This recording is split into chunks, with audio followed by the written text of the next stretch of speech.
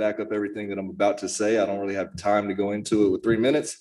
So what I'm speaking about tonight is non-conforming uses, obviously, and something that is oftentimes in the remedies section of a UDC for non-conforming uses. That's a tool called amortization. We've had talks about this, so I won't go too deep into it, but I just want to read out the scope of the Comprehensive Plan Oversight Committee, who I've been working with since last year around this issue, and know that they have put forth several recommendations and asked several questions and requested information that they have not got response on. So the committee shall work with city staff, consultants, and leaders to ensure effective, thorough, and timely administration of the newly adopted comprehensive plan, also known as Plan Lubbock 2040, as you all know. So what you have in your packet there is, I took out the pertinent sections from the request for qualifications that the city sent out. And then I didn't include the response, but the response from Kendra Keese was affirmative that they could do everything we said they could do. A lot of that is referencing to Plan Lubbock 2040 or the comprehensive plan. If we look at what's borne out as far as this amortization issue, the scope of work that was agreed to and that was sent out does not match the work that was done. And I don't think that's on behalf of Kendra Keese, because they have a great resume. They're very capable. And so we have not been listened to on this issue. We've been ignored by the council on this issue. We've been ignored by the CPOC committee on this issue. And city staff has ignored the CPOC committee on this issue. So I have a question here. Why are the Comprehensive Plan Oversight Committee and citizens being ignored on this issue? Who is making the call to impede the talents of Kendra Keese Collaborative? Because they can clearly do anything that we would ask them to do. Who's making the call for them to not do that? Because one request was to look at the older areas of the city, east, north, central. That was ignored, only focused on downtown. The amortization issue was not brought up or discussed in any real way. So why is that happening? Who's making that call? And then I think the city staff and city council actually owe the CPOC committee an apology, because they do have the heart and the desire to carry out the role that you guys said that they should carry out. And they're being undermined in that. And so I think that you owe them an apology for that. Now, what we could do is put it to the citizens on this ballot on November 2nd, and it could go just like this. Shall the city include an amortization clause in the Unified Development Code as a tool to help address environmental health hazards near residential neighborhoods? Yes or no? Thank you. Thank you, Mr. Hernandez. Okay, next is Joshua Shankles. Good evening, Mr. Shankles. Good evening, council. My name is Joshua Shankles. I live at the 2600 block of 47th Street, and I'm here to also lend my support to the inclusion of an amortization ordinance within the Unified Development Code. I would agree with my colleague.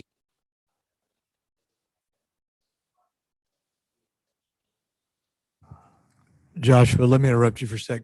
There's a button. We had to restart the meeting. There's a button on that base of that speaker there. Do you see it? Hold on one sec. There you go. All right. Thank you. All right. Let's start Mr. Shankles over, please. We'll start. Joshua, we'll start your time from the top. Sorry about that. No, my comments will be brief. They're not prepared. I would agree with my colleague that we have seen this work. I would hesitate to use thwarted, but it's hard to think of another term that would apply to how we've seen this issue treated.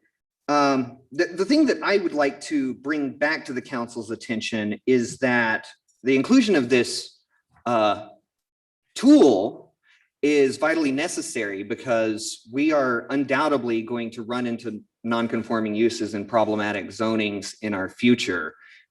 We're dealing with them now, and we need the tools to resolve them now. Inclusion of a tool to resolve this thing doesn't mean that anything will ever actually happen necessarily. There, as you well know, is a process for that that takes many factors into account. So I can't see what the opposition to the inclusion of this tool would be. And I would remind the council that Arlington, Dallas, Denton, Garland, Grapevine, Richland Hills, Fort Worth, San Angelo, Waco, Odessa, all have these ordinances within their municipal code. In looking at the Central Appraisal District's land valuations, we note that the single family home values of the city are well over $14 billion. And the value of our industrial sites is only 200 million. It seems kind of irrational to be so protective over these things that do not represent a huge value within our city, nor does the cursory look at how many employees these sites include, which, an amortization of these sites wouldn't even necessarily mean closing the business. It would mean moving the business potentially to a more advantageous location for both business and, more importantly, human health. And I would remind everybody that while the notion of private property value has repeatedly come up as a justification, it's private property value and human health that an amortization clause would hope to protect because these sites definitely have deleterious effects on both private property and human health for those people proximal to them. So I would encourage the council to look into this issue and include it in the Unified Development Code. Thank you for your time. Thank you, Mr. Shankles. Next to speak is Larry Moore. Mr. Moore? Good evening, sir. Good evening. I'm Larry Moore. I don't know if I'm at the right meeting, but I'm trying to help my friend build a carport, and he was denied a variance. And what he did is his garage in the back, he turned it into an upholstery shop. And he don't have anywhere to park his vehicles to get them out of the weather. But they denied the variance, the setback variance on the post. And that's what I'm here for. Like I said, I don't know if I'm at the right meeting or not, but I would like for me to be able to help him do it. And I've been a builder for many, many years. I was just gonna help him, but they denied him. Okay. I guess in some ways you could say maybe what we're doing is related to that. But what I'm going to ask is that we have a staff member, maybe, can we have a staff member that would meet with Mr. Moore? Yeah. Brian, can you help or get somebody to Mr. O'Neill? Mr. Steve O'Neill is going to help you, Mr. Moore. We'll take your situation outside if you would, please, sir. Thank you very much. Thanks for being here.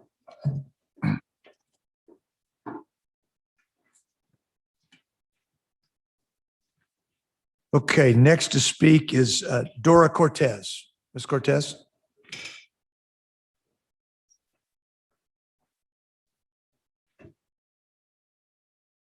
Good evening.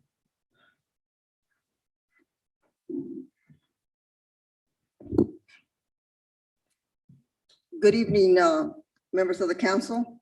My name is Dora Cortez and I live at 1001 3rd Street.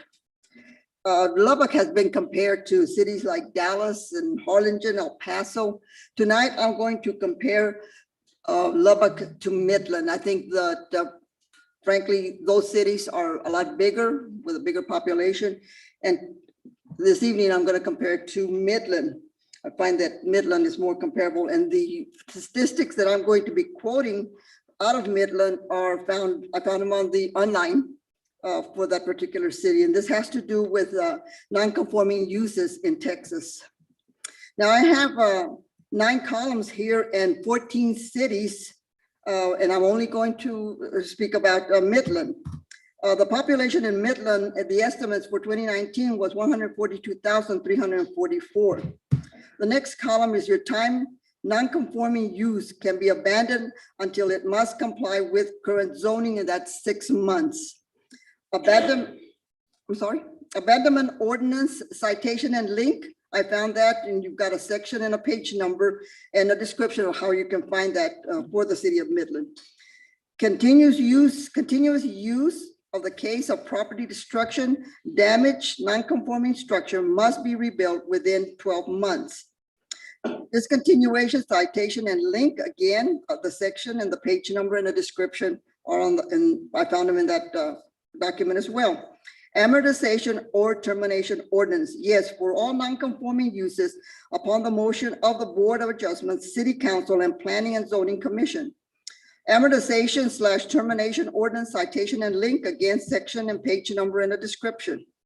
The next column, which is your last one, text on amortization ordinance. The Board of Adjustment shall have the following powers: to hear and decide special exceptions to the terms of the zoning ordinances upon which such board is authorized and required to pass as follows. Requires the discontinuation of non-conforming uses of land and structure under the plan whereby the full value of the structure and facilities can be amortized within a definition period of time, taking into consideration the general structure of the neighborhood and the necessity of all property to conform to the regulations of the zoning ordinance. All actions to the discontinuation of conforming use of the land and structure shall be taken in due regard to the property rights of the persons affected. Mayor, about a year ago, over a year ago now, we had citizens from East Lubbock and North Lubbock had a meeting with you on a Zoom. And we did talk about amortization at that time. I asked the gentleman from the consultant firm last night, and he said that no one has talked to him about the amortization subject. So that is one thing that I think that is very important to the citizens and the residents of our neighborhoods. And I think that we should put it on the UDC and have the consultants consider it and discuss it. Thank you, Ms. Cortez.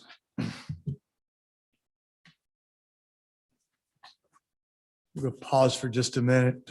I think we have one P&Z member that's joined us via Zoom, and Mr. Sawyer, the chair, is now here, so we'll be able to allow him to convene the P&Z meeting. Welcome. I apologize, I'm late. That's all right. You got to work for a living. We understand, yeah. Yep, Yeah. we're going to call planning and zoning meeting order, and we have one on Zoom, Susan Thomas. All right, quorum's present. Okay, we'll continue with citizen comments. Next is Carolyn Magel. Ms. Magel. Ms. Magel, we've received the information that you provided. Good. Not everyone has the pictures yet, but we'll Okay. scan those and they'll have, Yes. I'm gonna pass them down right now. And then I sent additional information from our group to Maria in planning, and you should have copies of that. Okay. Carolyn Magel, 4514 87th Street. I'm speaking on a subject of public interest. Every homeowner in every subdivision should recommend a change to the existing Lubbock codes. The first poster is of a wall 16.23 feet at the tallest point on a golf course lot, legal and permitted by this city. Having served on P&Z for two terms, my first reaction was that there must be some mistake. Randy Christian informed me that the permit was approved and a result of antiquated codes that had not been updated since the 80s. He had been calling for this update without success. Coming soon to a neighborhood near you is this, if the codes are not drastically changed. Please look at the July 2020 poster that is of a neighbor sitting in front of a violated code. Someone told the resident that his wall was too tall for a no permit 7-foot fence. So he got a survey and lowered it in August, but it violated the code for approximately 6 weeks. We should all be so fortunate to have such good guidance and support from city employees as this resident had. Now I'm confused. On July 29th, the news station reported the city was concerned by the lack of input from existing neighborhoods. The resident who acquired this permit and built this construction made the statement in his lawsuit.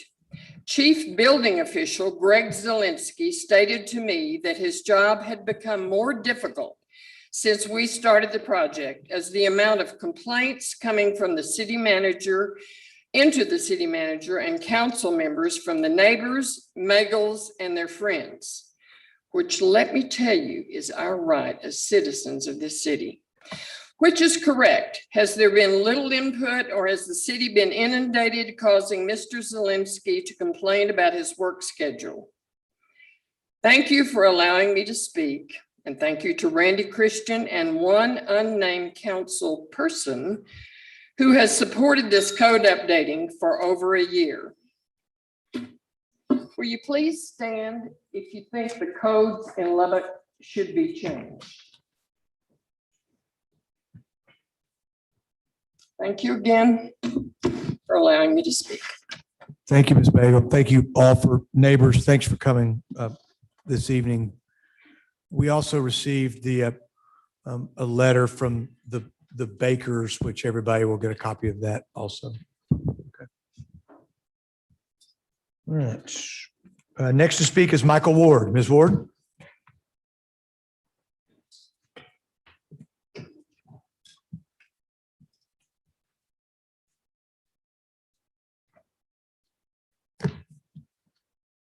Good evening.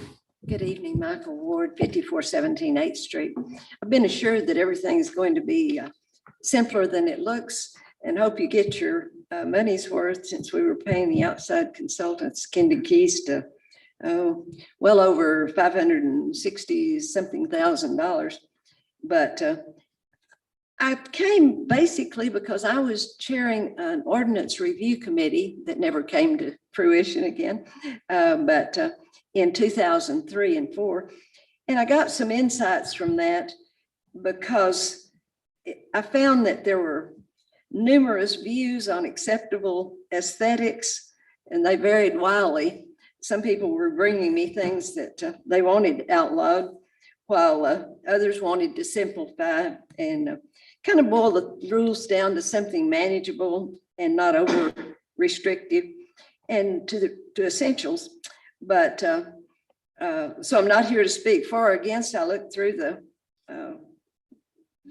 basically the whole product, but the city spends a lot on economic development, and I just want everybody to keep in mind that we want to be sure that we're not over-regulating businesses and future development to the point that it's a detriment to continued growth and so forth. And I know it was an outgrowth of the CPAC thing that I attended a lot of those too, so it wasn't surprising. But basically, we want to be careful that we're not dictating every single little detail on new development, especially. And I've tried to visit with some of my friends that are in the building business, and I don't guess I have a dog in the fight per se, but I'm just glad that I'm not trying to build a new development or whatever. And like I say, I've been assured that this is going to simplify it, but I wanted everybody to kind of keep in mind that there's a fine line between what's acceptable and not. And we found a lot of things that are in the ordinance, and we never came to fruition either, after meeting with in each council district and all sorts of things at that time, and all the departments and everything else. But basically, we just found that there was a lot of difference in what people can tolerate. And we have to be sure that when we're telling other people what they can't do, that they're going to be able to do the same with us. So keep that in mind. Appreciate it. Thank you, Ms. Ward. All right, next to speak tonight is Gretchen Scott. Ms. Scott.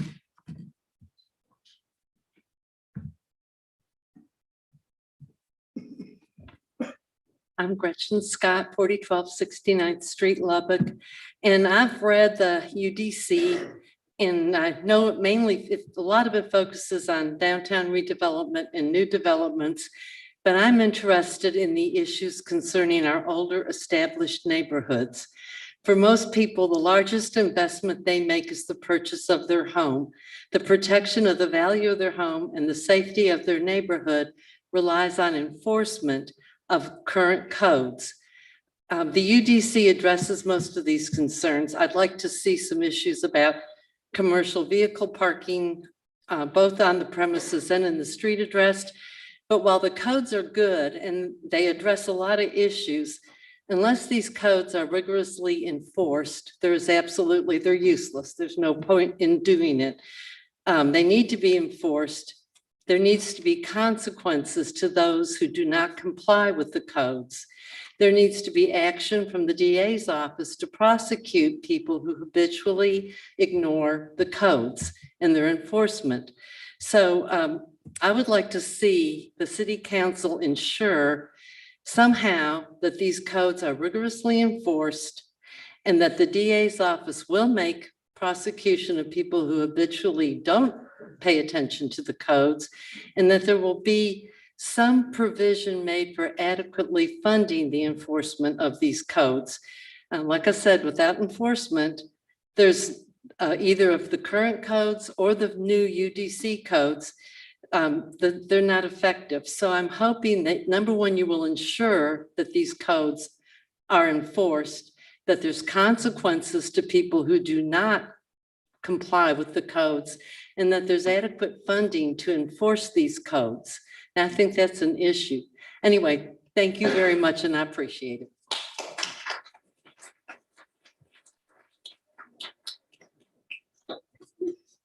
Okay, so we've got a little rule. We reserve our clapping for outside unless we're honoring someone. So we don't want people clapping on both sides. We want to be able to hear, Gretchen, you did a great job. I mean, yeah, you're being honored, I guess, tonight. Yes. Because with the clapping often comes the other stuff too. So yeah, it's our experience. Okay, 2 more citizens that are signed up to speak. Next, Brenda Hawkins. Brenda?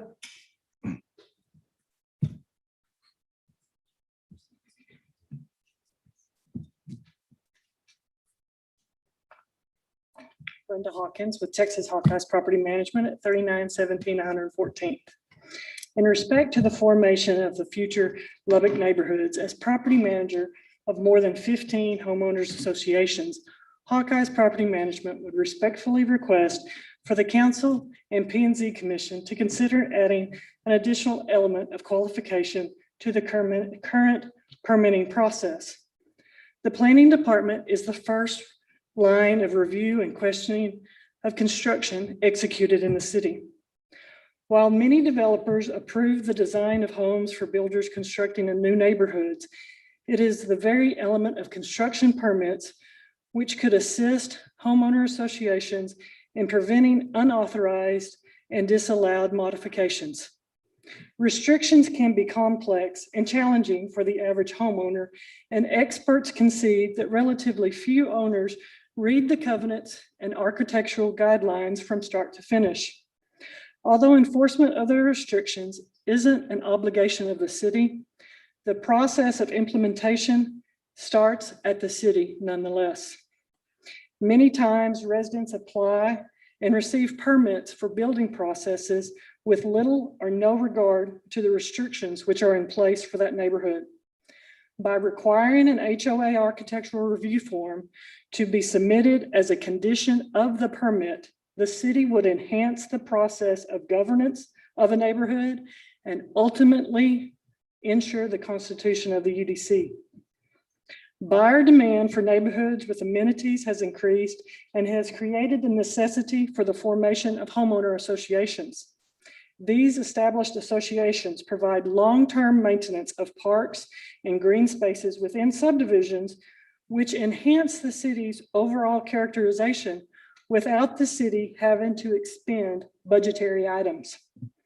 By partnering with the city, homeowner associations can provide administrative application of covenants and restrictions to achieve the inclusive intention of the council.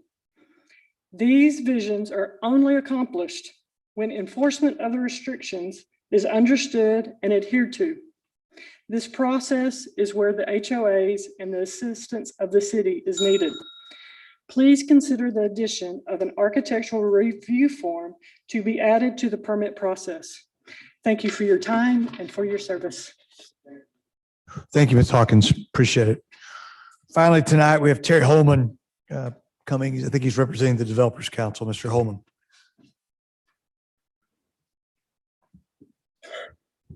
Thank you, Mayor and Planning Commission. I'm Terry Holman with Hugo Reed and Associates. Our address is 1601 Avenue N. I serve on a 5-member subcommittee with the Developers Council. We've been appointed to take an in-depth look at this and provide our feedback. We are a group of people who have a large impact on our local economy, as you well know. This Module 4 defines how we operate and how we do business with the city, and ultimately how everybody does business with the city. So to say that we're stakeholders is an understatement. I'm only going to fly at 30,000 feet this evening. We've been allowed to have a lot of great dialogue with the consultant and senior planning staff, and we'll continue to do so. Many productive, long, thorough, in-depth reviews of this document. And many of the items are technical. Some of the items require a little bit more debate, and we appreciate that, and we'll continue on. But with regard to how we do business, I want to just touch on a few items that I want to sort of voice publicly. One is the completeness check for submittals. The way the document is currently worded, it requires, among just the mundane stuff, but a very sort of thorough review of the document to ensure everything is compliant with UDC before it's even deemed as filed. We would like a process that's a little bit easier to predict, and maybe we can work with planning to come up with a checklist. We'll continue to do that. Some of the senior staff has offered to us that they're wanting to find ways to allow us to record plats sooner in the process. I think that's a great objective and a great motive, but we've been saying be careful about that, because sometimes you can create some situations that you may not like if you allow plats to be recorded too soon in the development process. You can have a lot of different types of contractors stumbling over each other, and we want to be careful about that. We'll continue to work with staff on that. There's a requirement in there now for engineering certificates on subdivision plats. While on the one hand, there's been discussion about getting plats recorded sooner, maybe even prior to the completion of public improvements, we're also being required to put engineering certificates on the face of the plat stating that it's all done. So there's a bit of a contradiction there that we'll work through, and we'll appreciate that. Mr. Isom has offered up the idea of a conveyance plat, which is a neat idea. It allows things to get recorded maybe a little quicker in the process to allow some of the commercial transactions to go forward.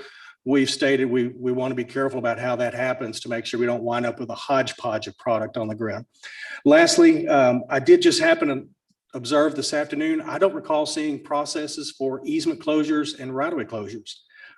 If it's in there, I apologize, I missed it, but that was something I just happened to notice this afternoon. We appreciate the input. We'll continue to work with staff.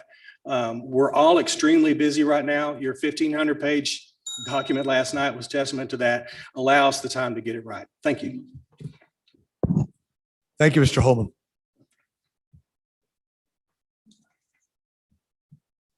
Okay, that concludes our citizen comments. We'll move to item 2 on our agenda tonight, which is to hold a joint meeting with the Planning and Zoning Commission to discuss and hear a presentation from staff and from Kindig Keast Collaborative on the following. Module 4 of the Unified Development Code, which includes administrative and legislative bodies, development review procedures, legislative review procedures, non-conformities, and enforcement procedures. Mr. Atkinson.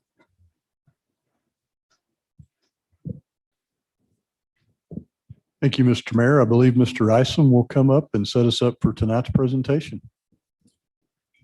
Good evening, Mayor and Council and Commission.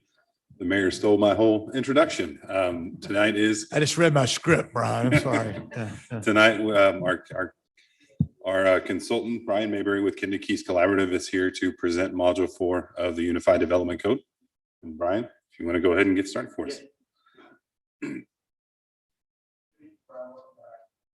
Good evening, Mr. Mayor and Commissioners and Council members. Thank you very much for having me here and looking forward to going through this. You might be happy to know that this is the shortest of my 4 PowerPoints so far. So maybe that gives you some light at the end of the tunnel. Speaking of lights at the end of the tunnel, we are closer probably maybe than what this graphic shows, but this is an overall look at where we are in the process, having started off some time ago with kickoff meetings with staff and with you all doing a code critique of your existing regulations, moving into actually drafting into the 4 modules and being on the 4th of those 4 modules. With each one of those, we've had open door meetings or open house meetings there in the lobby, getting people's comments from the general public on how we're doing so far. We had one last night that was well attended, especially for kind of the drier subject matter of this 4th module, which again is the review procedures. We will end up with a public hearing by the Planning and Zoning Commission later this year, hopefully, and then work toward, again, adoption, of course, by the City Council later after that. So we're getting there. This project, pardon me, has several goals. Implementing the comprehensive plan, that's the main job of a unified development code. It's the rules that put the dreaming and the policy making of the comprehensive plan in motion. So that's a big part of it. Doing the critique was another large part of this project. And then of course, actually working on revising the UDC or putting your kind of scattered regulations together into one document and making a new UDC for Lubbock is the big third part of what we're working on. The 4 modules have a breakdown of their contents on the screen. First one covering land uses and zoning districts. Second one, the mixed use districts and downtown and building design.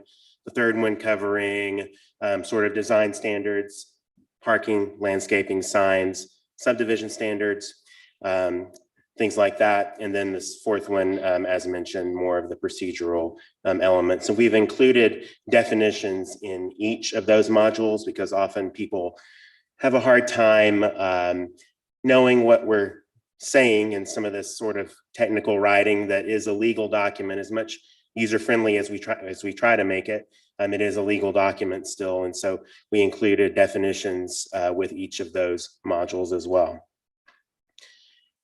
Here's more of a table of contents view of module 4. It consists of 5 articles. And really the subject matter that you're seeing there is kind of what I've already talked about and what the mayor read in the introduction to this presentation.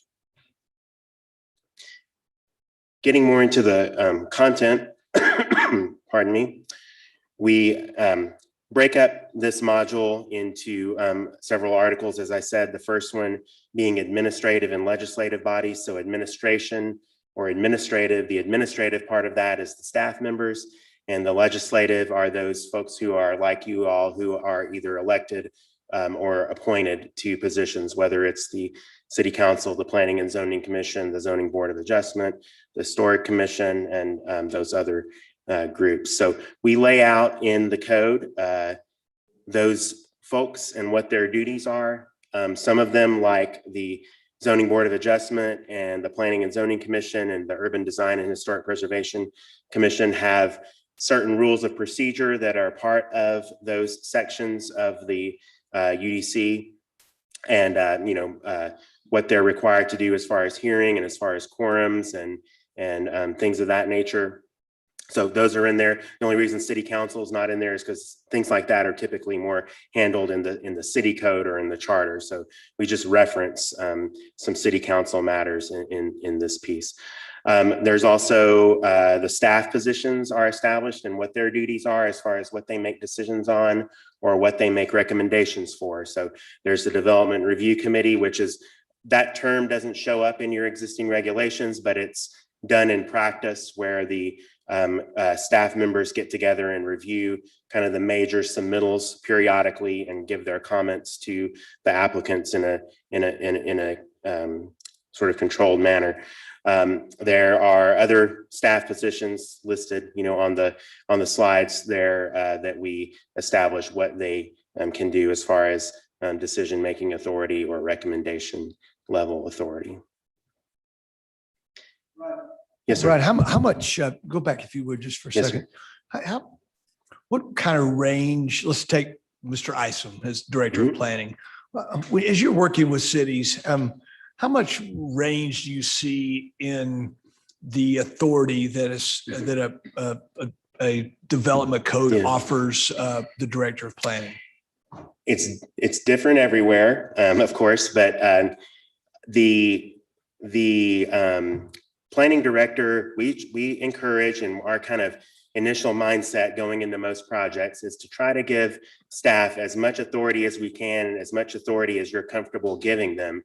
And that is to, in many ways, speed up as much as we can the review process so that applicants aren't waiting around. Time is money, as we all know. And that often when staff is empowered to make decisions, then the procedure typically goes faster as opposed to waiting 2 weeks for a public hearing. So to answer your question, there are just a wide range. It's often in maybe smaller towns, city councils are more reluctant to give staff authority, but in larger cities, it's more popular, I think, now to empower staff as much as possible to let them, make decisions. There are some things staff will never be able to make final decisions for, like rezonings or specific use permits or variances, but there are many things that staff can make decisions on.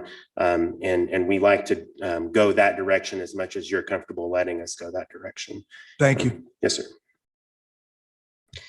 So the development review procedures, Article 39.07 is probably the largest piece of this module. Pardon me. There are, in your current regulations, we're looking at least 3 documents that we're pulling procedures out of, and they're kind of scattered around. This really puts them all together into one location. There is a table I'll show in a moment that consolidates in a really concise manner a lot of the things that people want to know when they are seeking approval for something. I'll show that in a second, but there is, as Terry mentioned, a completeness review, and maybe we can try to make it a little more clear in the document. We're trying to just check when something's turned in, did they provide I'm just going to use example drainage plan as just a random example. Yes, I mean, there's something that's titled drainage plan in the submittal, not looking at the content of it to see if it works, but just that there's something called that. Did they pay the fee? Yes. Did they fill out the application? It's to prevent staff from, in a sense, wasting time on going through and reviewing, getting an application on their desk to review, and then seeing that something's missing. And so we just want to try to be as efficient as possible and have the right things submitted from the beginning. So in that blue box on the screen, there are generally what it takes to have a complete application, and that is, again, a completed application form, any kinds of drawings that are needed or plans that are needed as part of the application. Again, just seeing that there's something called a site plan that's been provided, not looking at the technicalities and the specifics of it, that the fee's been paid, and that any other information that might be needed has been provided as well. So that's important because in many ways that sets a clock going for review time, and we don't want staff reviewing things under a ticking clock as far as state statutes go when the application isn't complete. There are some consolidated decision criteria, that are apply to most applications: compliance with the comprehensive plan, compliance with the relevant requirements of the UDC, that it promotes, public health, safety, and welfare. Just kind of those foundational things are all grouped together. Grouping together public notice requirements, really we lean heavily on the Texas Local Government Code requirements for mailed out notice and published notice in a local newspaper. Really, it's just a cross-reference to the Texas Local Government Code notice requirements at this point. Constructive notice is in there. That means that just because a certain person might not have gotten the notice in the mail, that doesn't invalidate the whole thing, and you can't make a decision on it. It's, staff made a good faith effort to get the notice out, and if the Postal Service messed up or the newspaper messed up, that doesn't necessarily invalidate the hearing that would be coming up based on that notice. And we also deal with how to handle inactive and expired applications. If someone were to get a variance approved as an example, and then never built the addition that was the subject of the variance, then that would expire after typically 2 years for most of the procedures we have in here. 2 years is a common time frame, and that's important because things change over that time period. You know, the rules might change, the character of the area might change where they're making the request.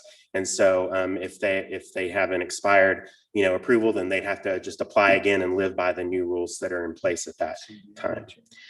Here's that table I mentioned. Not really, you can't really see the exact details of it, but just the point is that it really consolidates the key information related to each of the development review procedures. The timing of the submittal, for instance, a sign permit is required whenever someone wants to do a sign or wants to make a substantial change to a sign. So that's sort of that submittal timing column.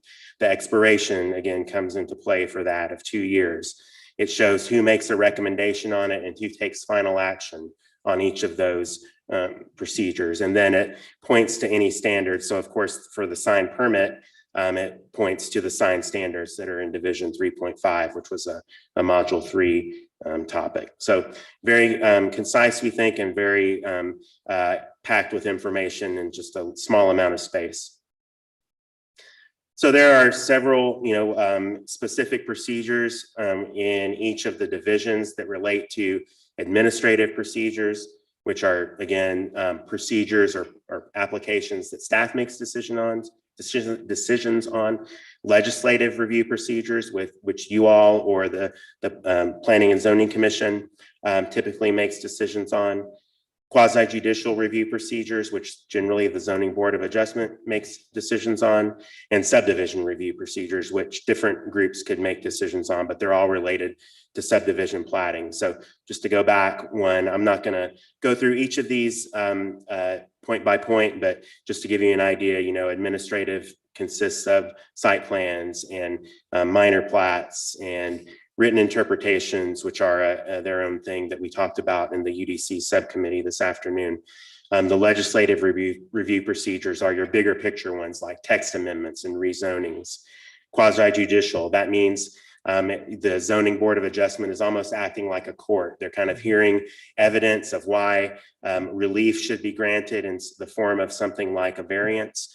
And then taking that information and applying it to that request and making a decision. So there's variances and floodplain variances both grouped in there. Appeals of administrative decisions. Something important that people sometimes forget is that any administrative decision that's made under the UDC can be appealed, and it gets appealed to the Zoning Board of Adjustment.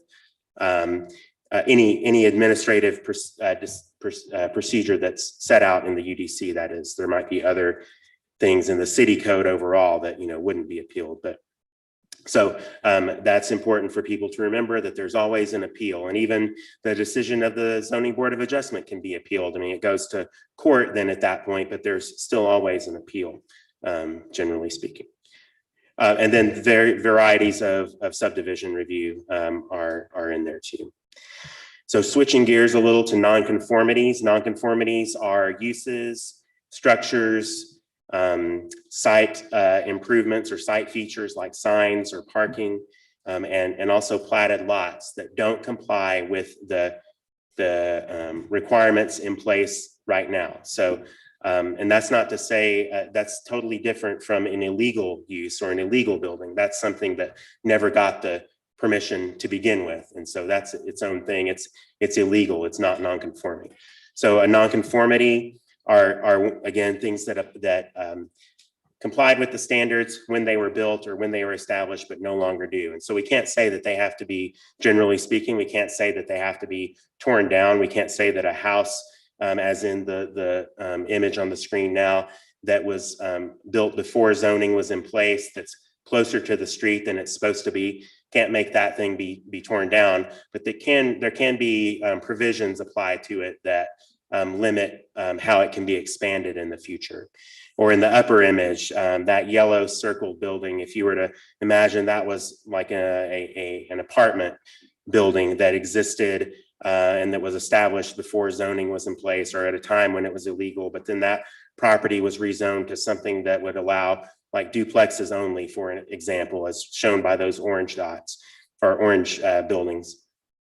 That yellow one is a non-conforming use. It can stay there and keep going as an apartment, but has, again, limitations on it. It couldn't expand, have more units added to it. It would have certain controls on it to where it would have to stay like that. There is a 12-month time period in the non-conformities that if a use is abandoned for 12 months and it was a non-conforming use, then it can't be reestablished as that same use or as any other non-conforming use. Any other use that takes place on that property has to comply with what's allowed in that zoning district. Structures can be rebuilt if the expense of rebuilding them is 75% or less of the replacement cost of that structure. So I won't do the math on the spot, but if a structure costs $100,000, then if it could be rebuilt, if doing so were demonstrated to be $75,000 or less. If it's more than that, then it just needs to be built within the constraints of the new setbacks that are in the code or the new building height requirements that are in the code now, as opposed to what they had been when the thing was built originally. So interior changes can take place all day. Interior renovations, remodeling in a non-conforming structure can always happen. That's not part of the purview of the Unified Development Code. It's just exterior expansions are what are limited in the code. Enforcement and remedies.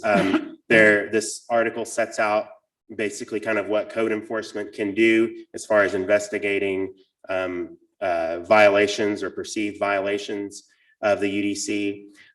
There is a process for issuing citations and how that gets escalated to either the city withholding permits for someone who's violated or stopping work on up to eventually going to court if necessary for a violation that just won't be fixed by the property owner.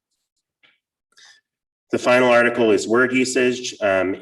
It is the glossary of the UDC, gives all the defines all the terms that are used in the UDC that are kind of special. I mean, it doesn't define something like an acre. That's the same, everywhere that uses that system of measurement, but it does define something like setback or a hospital or just, a wide variety of different terms that the code uses. It also gets specific about what we mean when we say shall versus what we mean when we say may. May is kind of permissive and shall is mandatory. Gets into a whole bunch of other things, how numbers are rounded, usually up when you get a fraction of a requirement, like for landscaping or parking. Those kind of things are all addressed in this section. So next steps and just sort of a tentative schedule. We are always taking feedback, either if you go on, I don't know if I have the slide for, no, I don't have the slide for the website, but if you go to the code, to the UDC draft, there's the ability to click comments on the left-hand side of the screen, and you can enter comments, and I will get an email once you hit send or hit OK. I'll get that comment that you made sent right to me and can take it under consideration along with staff. There are UDC subcommittee meetings that have been happening bi-weekly pretty much from what I understand, and they handle a variety of topics and come to decisions on how to treat certain kind of policy level decisions. There will be a public engagement effort in October, more kind of spearheaded by city staff. And I think the plans for that are in the works as far as getting the general public involved in giving input and having venues for them to give that input. There's to be a city council work session presentation sometime around probably that time in October or November. Excuse me, we end up with a planning and zoning commission hearing tentatively for early December, and then 2 city council hearings or readings to follow up on that right at the end of the year tentatively. So we are getting there, but there's still a lot to do really. And I appreciate the chance to update you on this project. So be happy to answer any questions anyone might have or take any comments. So before we open the floor for questions, I thought we might get some couple comments from our UDC subcommittee, and then Brian will come to you. So Ms. Joy, do you want to make a comment or Yeah, two? I'll sit down in the meantime. That'd be great, Brian. Yes, I serve as chair of the UDC subcommittee, and my faithful members, Mr. Griffith and Mr. Christian. We are meeting almost weekly and have been now for number of months, and taking it slow and easy, taking into account all of the comments that are coming to us through, for example, the CPOC, coming through us, through the Developers Council and other citizen input. We're still working on it. And what I heard tonight were issues that we've talked about or are still talking about as of this afternoon when we met for 2 hours. Okay, so that will continue. We intend to take it page by page, piece by piece. We're not taking any of it lightly. A lot of people may disagree with changes. We understand that. But the input that I get from Mr. Griffith and Mr. Christian and staff who meets with us is very helpful, because we can relate it. Believe me, the three of us can relate it to a number of emails, a number of telephone calls, a number of grocery store aisle conversations about issues that people are having. And so, and we want to hear it, but you have to put it sometimes in the context of real life, kind of take it off this page. As Mr. Holman said, you know, as a developer, it's on the page, but you got to be able to put it into effect in a way that doesn't hamper development, doesn't slow it down too much. But at the same time, you've got to balance that against getting it right. So that's kind of where we are right now. We will continue to meet and continue to address issues, and certainly welcome anybody's input that they may have. Thank you, Ms. Joy. Mr. Griffith or Mr. Christian, you guys want to add anything to that? I don't have much to add other than the in-depth work that we're doing, and I appreciate staff immensely. As Ms. Joy put, you have to put it in real world context. And so it takes a long time to analyze this, and some topics will go into a third meeting before we can get past that page. And so I think that just please be patient with us, but please, we do appreciate the comments tonight immensely, because it helps us, and a lot of it that was brought up means a lot. And we do understand that these decisions affect decades. Thank you. Thank you, Mr. Griffith. Mr. Christian. Thank you, Mr. Mayor. I just want to echo what my fellow committee members said, and I just wanted to specifically mention to what Ms. Ward said, something she said, that we look at these regulations and we look at revisions or changes. I think we have done a good job of really head scratching to see what is the real consequence of what we might have first proposed. And then we look back at it and say, well, you know, we don't want to overregulate.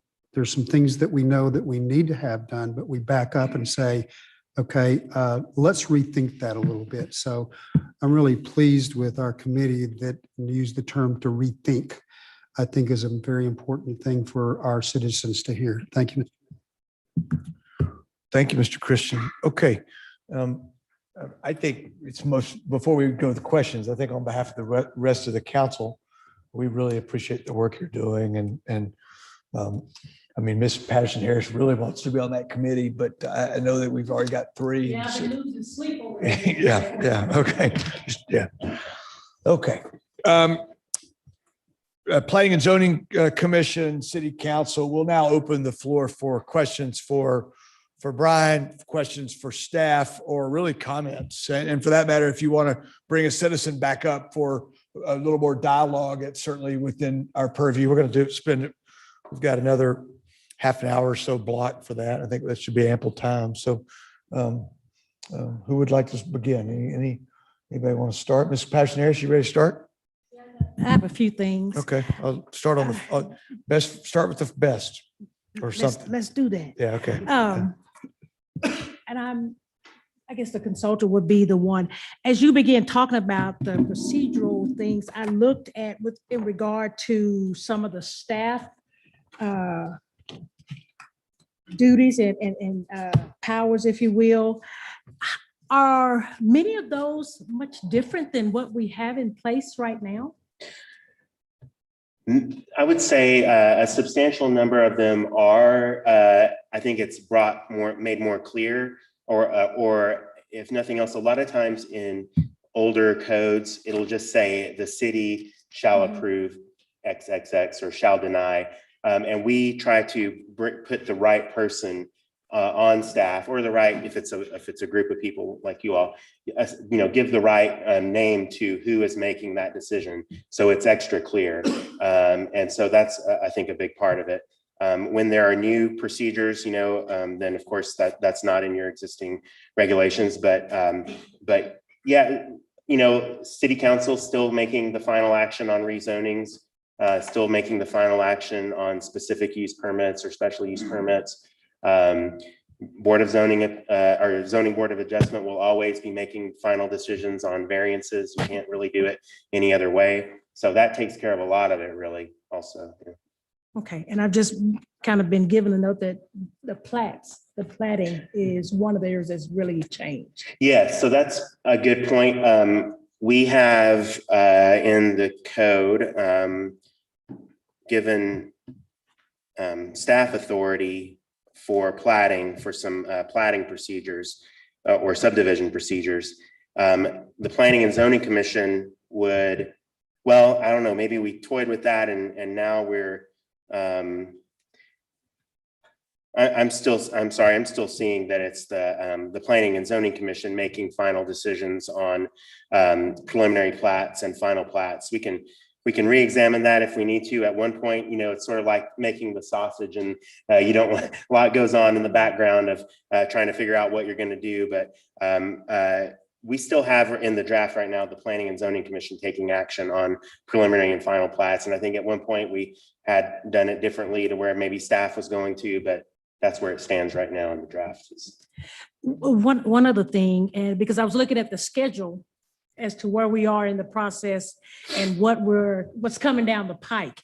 And one of those is the listing of the public engagement in October. Help me, and the members of the committee can also help me with this. What does that allow, or what would that allow citizens to provide as input? And would allow the possibility for some adjustments to still be made once those citizens begin to provide input and maybe some feedback after, where we're in that place? What will we allow for citizens to still give us at that point? Because I think it's important. We don't want to get so far down that what they provide doesn't matter. Well, I think for the main part of your question, staff might need to answer that. But one key thing to always remember is this is always a draft until you adopt it. So there's always the ability to change the draft until it's adopted. And even then, you want to periodically amend it anyway to keep it, in good running form. So it's always a draft until the city council adopts it. And I don't know if staff had anything else to say about the public engagement effort. Good evening, Mr. Isom. Good evening. So that's what that engagement period is for, is to get citizens the opportunity to read it, to look at it. I know a lot of folks have very special interests in certain items and they want to focus on those, and that's their opportunity to work with us if we need to make amendments. Like he said, it's a draft until it's adopted. So until that, what was that, December 14th was the day that we're looking for? But yes, that is the time. They can make them now. We've met with individual citizens. I know there's one that I've met with on a number of occasions to discuss different topics. So we're open anytime. Okay. I just forgot what I was gonna ask. Forgot my other one. I didn't write that other one down. If I don't write it down, I mean, it goes out the window. I'll yield. We'll come back Mr. to you. Mayor, Yeah, if we'll I come can- back. Yeah. Anybody to my right? Any P and Z? I know Ms. Tomlinson's on the phone, on Zoom.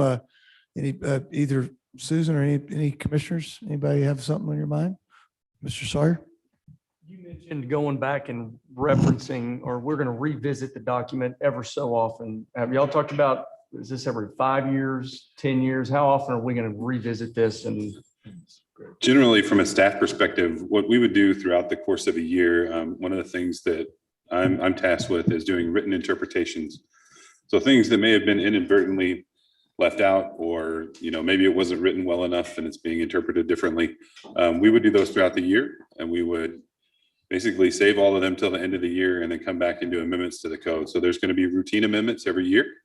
Then there would be other amendments that, if say the council directed us to go relook at commercial design standards, then we would take those as they come to us. Otherwise, we would do it on a yearly basis.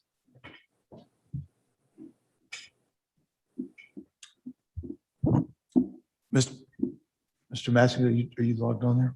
I am. Can you see me? Mr. Massengill. Thank you, Mayor. I think some of my questions just come from some of the questions the citizens asked. I thought Ms. Hawkins brought up an interesting point.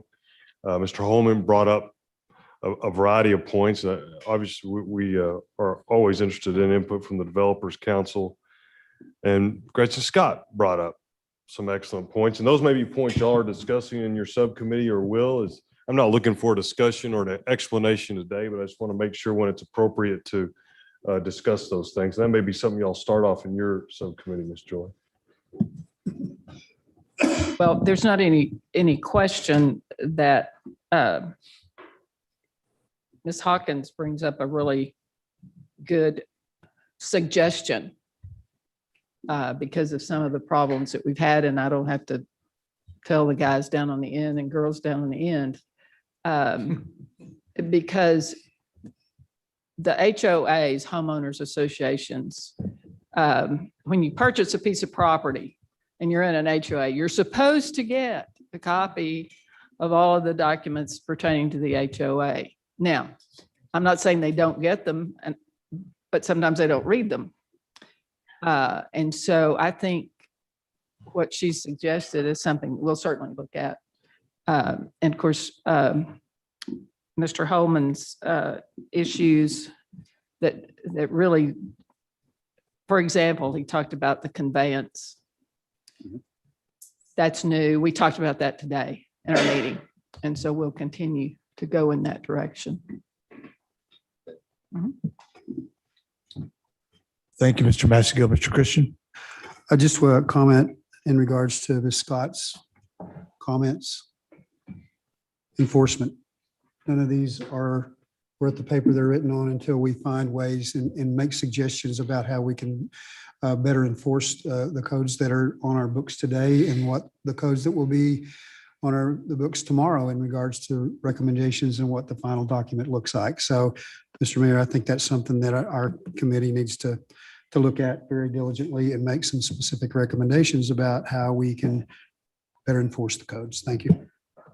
Yeah, I think your point's well made. However, I would suggest that a easy to understand, balanced, something that's responsive to the market.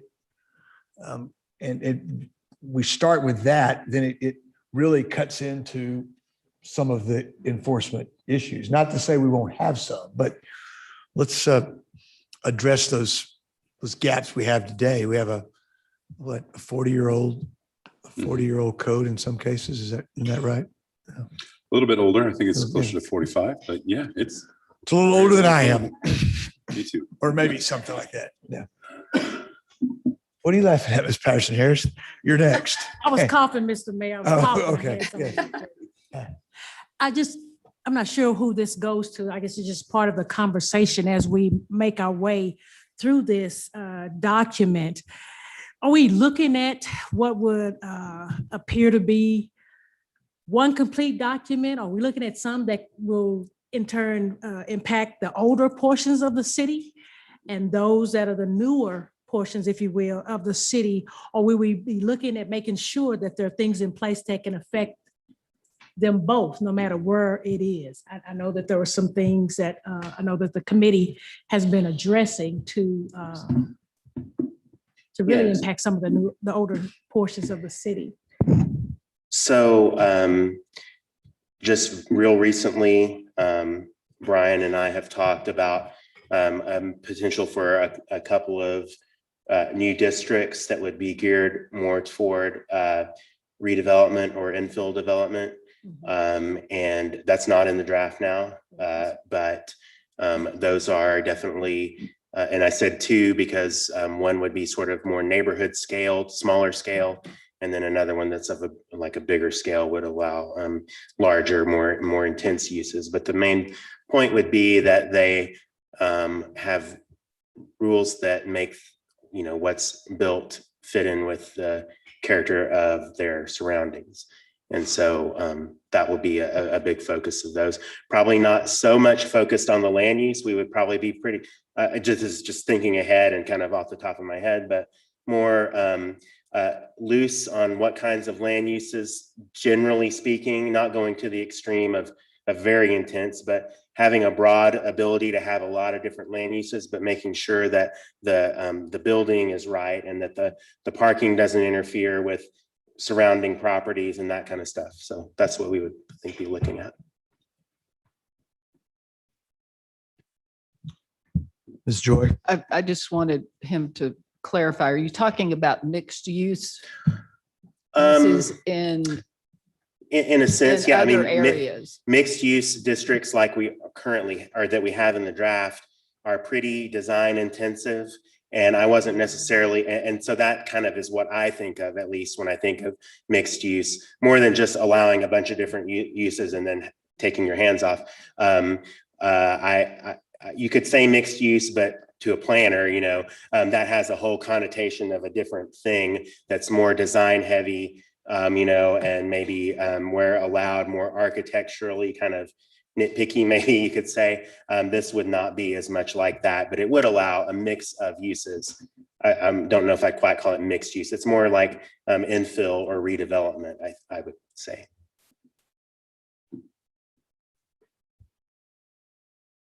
Other questions, comments? Ms. Thomason, you have anything? No, I have been following along and don't have any questions at this point. Okay, just want to make sure.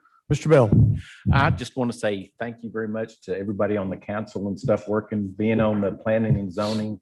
It has been definitely a hodgepodge of this and that and trying to go, and it's enlightening to see this coming about to hopefully simplify it. I think a lot of people think we're trying to change the world. I think we're just trying to make it a little clearer and simpler for everybody going forward. And I appreciate that. Yeah, good comment, Mr. Bell. All right. Ms. McCacken, can you come up for a minute, please, ma'am?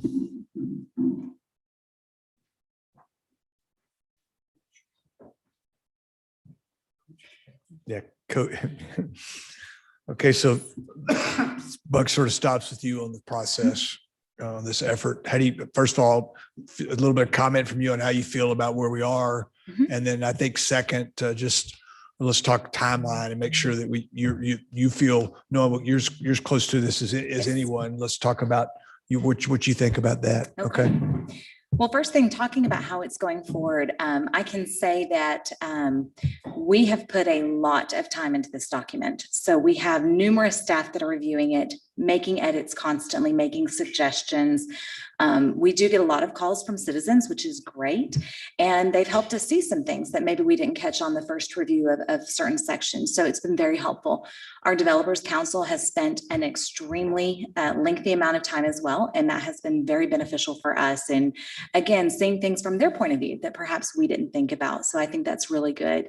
I know Keys Consulting told us that we are one of their highest number of public comments received on a draft document. So I think that tells us something. That tells us that people are looking at this, they're paying attention, and they're really investing the time to make sure that we get a good document at the completion of this project. So I'm very pleased so far. I think we still have a ways to go. We still have a number of things to figure out, but I think it's doable, and I think we'll get there and have a great product at the end. So much better than what we have today, for sure. Okay, thank you, Ms. McCacken. Council, any any questions or comments from Ms. McCacken? And then do you want me to talk about the schedule really quick? You would, if you would, please, Absolutely. yes. So, we have had to do a couple of extensions on this contract. We've done one extension so far for 6 months. We will be bringing you another extension for 6 months at your next council meeting. Part of that was due to the pandemic. When the pandemic first started, we kind of put a lot of our public meetings on hold. Obviously, we didn't want a lot of people in here. And so that really lengthened our project. And we wanted to make sure that we are giving the public, every member of the public, ample opportunity to come in and talk to us and participate in this. We are doing this second 6-month extension. Again, several of you have said, in order to get it right. We feel like we are not at a point where we could adopt the document this month, which is when our contract will expire. So we are doing another 6-month extension to make sure that we've got the time to finish the review and bring this back to you for adoption. In the presentation, you saw our tentative schedule. That is absolutely what we're aiming for at this point. So our goal is to finish up this document in the month of September, do a lot of public engagement through October and November as well. We'll come back to you and do a final presentation, a final work session before we get to public hearing, just kind of one final review of what's in there. And then our plan is to have a public hearing in front of Planning and Zoning Commission in early December, followed immediately by council in December, so we can wrap up the document. Again, it's worth noting though, if we find that we're not there, we will have the opportunity to push it out if we need to, but we are working hard to try to wrap this up by the end of the year. Thank you, Ms. McCacken. Questions for Jessica? Okay, thanks a lot. Thank you. Other questions? Frankie? The other Brian? Yeah. Yes. Okay, so there were a couple comments today, 2 or 3. We've had comments through this process about amortization. My experience with it is, as I look into it in Texas, it's available in a number of codes. It's rarely, or I think rarely is a decent word, rarely used. And if it is, it's in pretty specific kind of instances. First of all, is that a relatively fair characterization? I think that's a fair characterization. Okay. Should it be in our code is it something you generally put in a code to give the city the ability, if they ever, I think it's a non-starter in our community. But I'm just one opinion on it.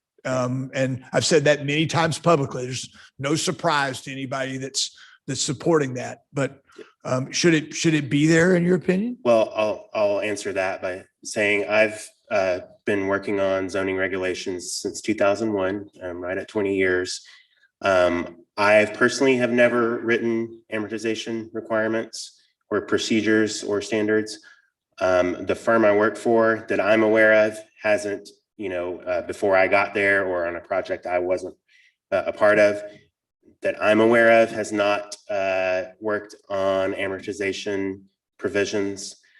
They're relatively rare. When I do, what I've learned about them, like through continuing education, probably is the main way I've know that much about the topic is in relation to signs a lot of times, or billboards.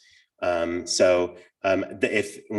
a city does enact amortization, it's often in relation to signs, because they're, in the big picture, not that expensive of a thing to make someone get rid of.